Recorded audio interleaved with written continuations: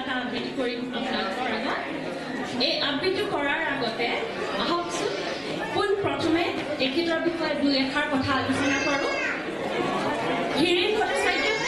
চবেই অলপ বহিব নেকি বাৰু অনুৰোধ কৰিছোঁ থেংক ইউ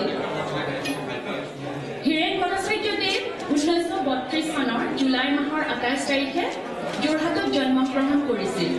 আৰু 1912 চনৰ 4 জুলাই অসমবাসীক কন্দুৱাই আমাৰ মৰমৰ হিৰুদাই এই সংসাৰৰ পৰা চিৰ বিদায় লৈ অসমৰ বুকুলৈ এক ভাবিব নোৱাৰা অন্ধকাৰ নমাই আনিছিল অসমৰ জনপ্ৰিয় কবি সকলৰ মাজত তেখেত আছিল অন্যতম কোনোবাই বাৰু ক'ব পাৰিবনে হিৰুদাৰ বাহিৰে তেখেতক আৰু কি কি নামেৰে জনা যায় কোনোবাই জানেনে দীপ ক'ত গ'ল দীপে জানে বুলি ভাবিছিলোঁ থেংক ইউ দীপ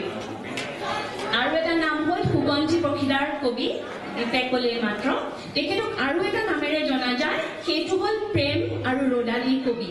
তেখেতে বহুত প্ৰেমৰ ওপৰত আৰু প্ৰকৃতিৰ ৰ'দৰ ওপৰত সূৰ্যৰ ওপৰত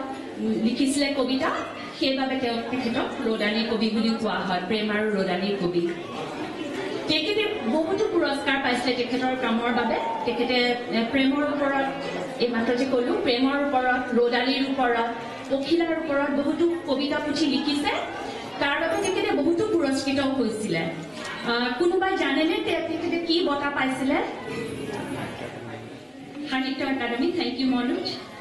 তেখেতে কাব্যৰত্নও পাইছিলে অসমৰ কবি সন্মিলনত আৰু আসাম ভেলী সাহিত্যিক পুৰস্কাৰ পাইছিলে এতিয়া 2001 চনত তাৰপিছত ভাৰতীয় ভাষা পৰিষদৰ শইচ পথাৰ মানুহ বুলি কিতাপখনৰ বাবে তেখেতে পাইছিলে এটা পুৰস্কাৰ সেইটো 93 চনত আৰু সাহিত্য একাডেমীৰ পুৰস্কাৰ শইচ পথাৰ মানুহৰ কিতাপৰ বাবে তাতো পাইছিলে তাৰপিছত ছ'ভিয়েট লেণ্ড নেহেৰু পুৰস্কাৰো পাইছিলে তেখেতে আৰু অসম সাহিত্য সভাৰ বিষ্ণুপ্ৰসাদ ৰাভা পুৰস্কাৰ সুগন্ধি পখিলাৰ কিতাপখনৰ বাবে পাইছিল আৰু ভাৰতীয় বিদ্যা ভৱনৰ ৰাজাজী পুৰস্কাৰ সেইখনো সুগন্ধি পখিলাৰ কিতাপৰ কবিতাৰ সংকলন এই কিতাপখনৰ বাবে পাইছিলে ভট্টদেৱে বহুত আলোচনী আৰু বাতৰি কাকত সম্পাদনা কৰিছিল যেনে চিত্ৰবন আন্তৰিক মৰম আৰু প্ৰান্তিক এতিয়া মই আপোনালোকৰ আগত তেখেতৰ এটা কবিতা মোৰ দেশ আবৃত্তি কৰিম কিবা যদি ভুল হয় যাতে ক্ষমা কৰে মোৰ দেশ মোৰ প্ৰাণৰো প্ৰাণৰ মোৰ গানৰো গানৰ মোৰ দেশ মোৰ প্ৰতিটো কামে মোৰ প্ৰতিটো চিন্তা এই দেশৰ বুকুত ৰচে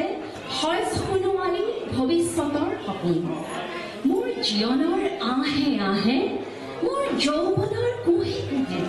সেই সপোনৰ কলৰুল দেশে দেশে দেশ আছে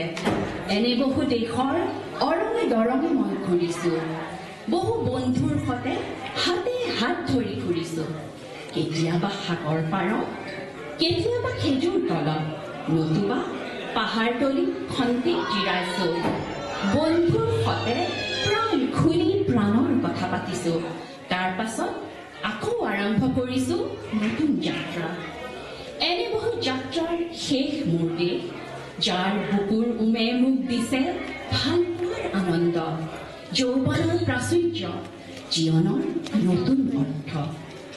এই দেশৰ প্ৰতিটো পুৱাই মোলৈ লুকাই আনে ঐশ্বৰ্যৰ বিপুল সম্ভাৰ